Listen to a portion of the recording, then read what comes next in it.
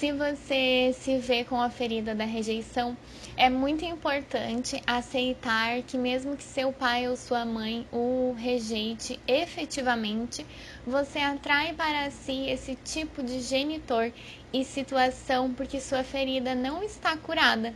Se continuar a acreditar que tudo que lhe acontece é culpa dos outros, sua ferida não irá sarar.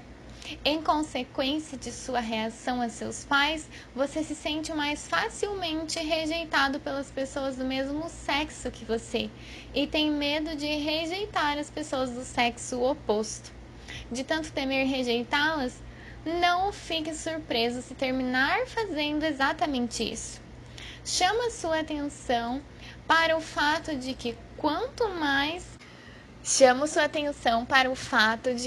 mais alimentamos um medo, mais depressa ele se concretiza. Quanto mais grave é a ferida da rejeição numa pessoa, mais ela atrai para si circunstâncias para ser rejeitada ou rejeitar alguém. Quanto mais o escapista rejeita a si próprio, mais medo ele tem de ser rejeitado. Ele se desvaloriza. Compara-se frequentemente aos que julga serem melhores do que ele, o que o leva a crer que é pior do que os outros. Não vê que pode ser melhor do que muitas pessoas em determinados assuntos. Tem até dificuldade para acreditar que outro indivíduo possa escolhê-lo como amigo ou cônjuge, ou que possa amá-lo de verdade. Uma mãe me confessou certa vez que quando os filhos lhe diziam que a amavam, ela não compreendia por quê. O escapista, portanto, vive na ambiguidade. Quando é escolhido para algo, não acredita e rejeita a si próprio, muitas vezes sabotando uma situação. Quando não é selecionado, sente-se rejeitado pelos outros. Conheci uma pessoa que cresceu numa família com várias crianças e contou que seu pai nunca a escolhia para nada. Isso a fez deduzir que os outros irmãos eram melhores do que ela e achou que fazia sentido eles serem escolhidos antes dela. É um círculo vicioso.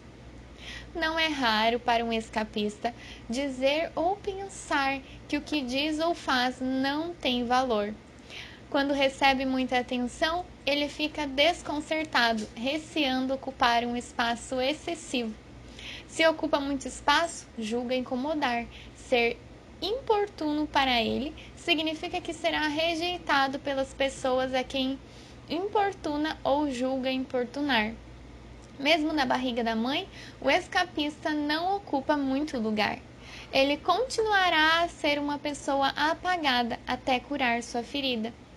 Quando ele fala e alguém o interrompe, sua primeira reação é pensar que ele não é importante e geralmente para de falar. Uma pessoa que não tem a ferida da rejeição tenderia a achar que é o que ela diz que não é importante e não ela mesma. O escapista também tem dificuldade para emitir sua opinião quando lhe é solicitado, julgando que os outros se sentirão afrontados e o rejeitarão. Se ele tiver um pedido a fazer a alguém que esteja ocupado, desistirá e não dirá nada. Ele sabe o que quer, mas não ousa pedir, julgando não ser suficientemente importante para importunar o outro. Várias mulheres me revelaram que a partir da adolescência deixaram de ser francas com a mãe, com medo de não ser compreendidas. Na verdade, elas acreditam que ser compreendido é ser amado, mas ser compreendido não tem nada a ver com ser amado. Amar é aceitar o outro mesmo não o compreendendo. E o que acontece é que, por causa dessa crença, elas se tornam pessoas evasivas, fugindo de muitos assuntos e temendo abordar determinados temas. E não vamos esquecer que no caso de um homem escapista, ele vive a mesma coisa com seu pai e os outros homens. Outra característica do escapista é procurar a perfeição em tudo que faz, pois ele pensa que se cometer um erro, será julgado. Para ele, ser julgado equivale a ser rejeitado. como não acredita na perfeição do seu ser, compensa isso tentando alcançar a perfeição no que faz. Lamentavelmente, confunde ser com fazer. Sua busca pela perfeição pode inclusive tornar-se obsessiva, levando-o a se ocupar de uma tarefa por mais tempo do que o necessário. E isso faz com que ele atraia para si novas situações de rejeição por parte dos outros. O maior pesadelo do escapista é o pânico. Pressentindo que pode entrar em pânico em determinada situação, sua primeira reação é salvar a pele, esconder-se ou fugir.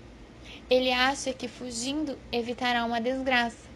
Está tão convencido de não poder administrá-lo que termina acreditando piamente numa possibilidade de pânico futuro, quando esse não é o caso.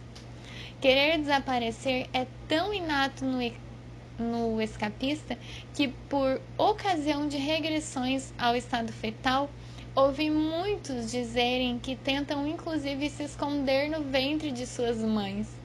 Podemos ver que isso começa muito cedo. O escapista entra em pânico e fica paralisado mais facilmente frente ao genitor ou a pessoas do mesmo sexo que ele. Com o genitor ou as pessoas do sexo oposto, ele não vive o mesmo medo, consegue enfrentá-los mais facilmente. Também observei que o escapista utiliza bastante a palavra pânico em seu vocabulário. Ele dirá, por exemplo, entro em pânico só de pensar em parar de fumar. Uma pessoa sem a ferida da rejeição dirá simplesmente que tem dificuldade para largar o cigarro.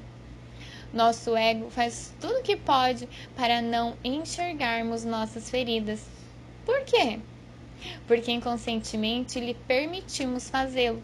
Temos tanto medo de reviver a dor associada a cada ferida que evitamos admitir que, se vivemos a rejeição, é porque rejeitamos a nós mesmos. Os que nos rejeitam estão em nossas vidas para nos mostrar o tanto que todos rejeitamos a nós mesmos. O medo de entrar em pânico também faz com que o escapista perca a memória em diversas situações. Ele julga tratar-se de um problema de memória, quando na realidade trata-se apenas de um medo.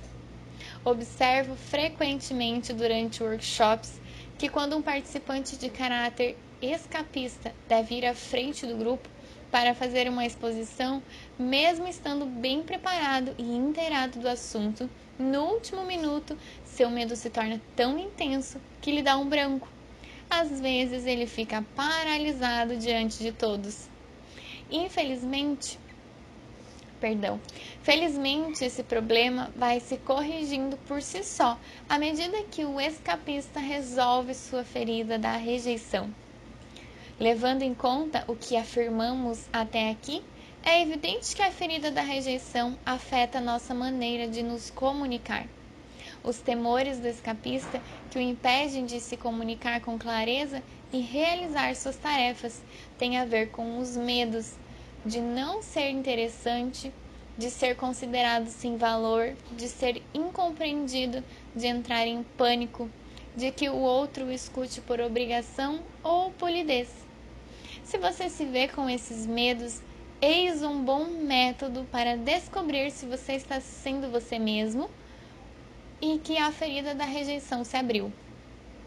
É interessante observar que nossas feridas afetam igualmente nossos hábitos alimentares. O ser humano alimenta seu corpo físico da mesma maneira que faz com seus corpos emocional e mental. No que se refere à alimentação, o escapista prefere pequenas porções e costuma perder o apetite quando está às voltas com medos ou emoções intensas. Entre os tipos apresentados no livro, o escapista é o mais predisposto a sofrer de anorexia. O anoréxico corta praticamente toda a comida por se julgar gordo demais, quando na realidade é magro. Utiliza esse método para tentar desaparecer.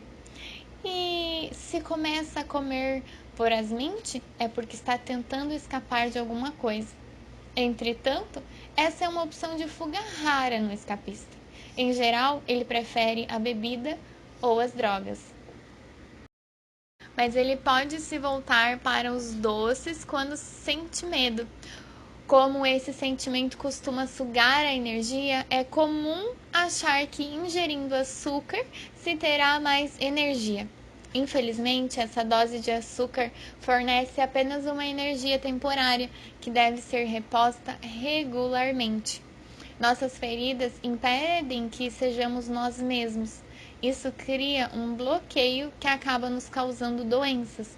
Cada tipo atrai para si males específicos em função de suas atitudes interiores.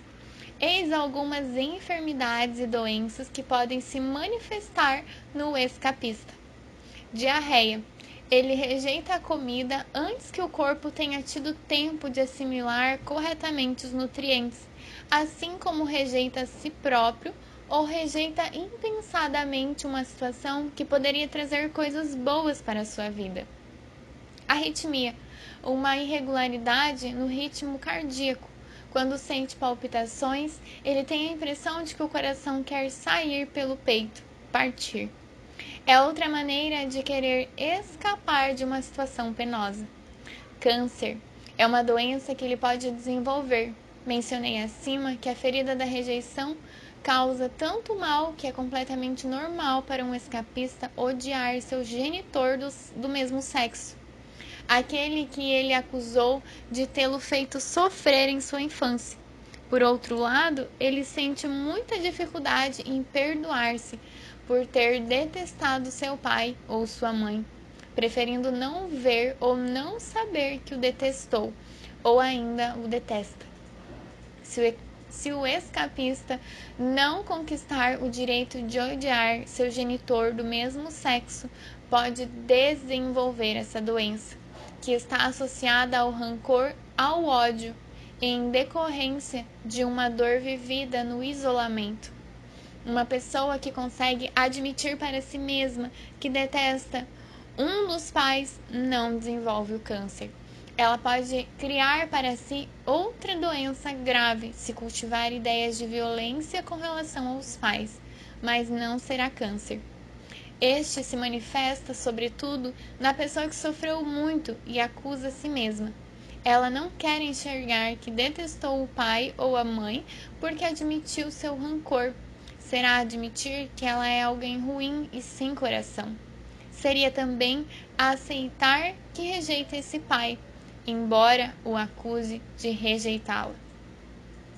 O escapista não se deu o direito de ser criança. Fez de tudo para amadurecer rápido, porque julga que será menos rejeitado assim. É por essa razão que seu corpo ou parte do seu corpo se assemelha ao de uma criança.